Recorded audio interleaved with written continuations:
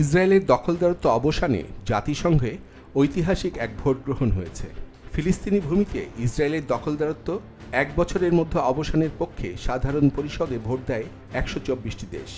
এত সমর্থন পেলেও বিপক্ষেও ভোট পড়েছে মার্কিন যুক্তরাষ্ট্র সহ 14টি দেশের, আর ভোটদানে বিরত ছিল ভারতসহ 43টি দেশ। সাধারণ পরিষদে পাশ হওয়া এই প্রস্তাবে দখলদারির জন্য ফিলিস্তিনিদের ক্ষতিপূরণ দিতেও ইসরায়েলের প্রতি আহ্বান জানানো হয়। এই ভোটাভুটিকে ঐতিহাসিক ঘটনা বলে উচ্ছ্বাস প্রকাশ করেছে ফিলিস্তিন।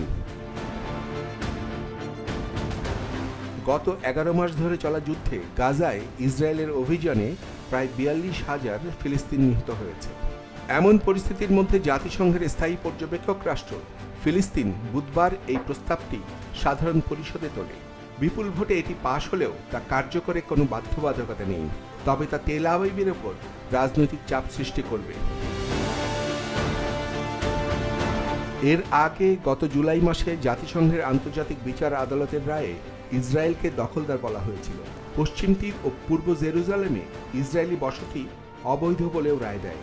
তার প্রতিফলন রয়েছে সাধারণ পরিষদের এই প্রস্তাবে।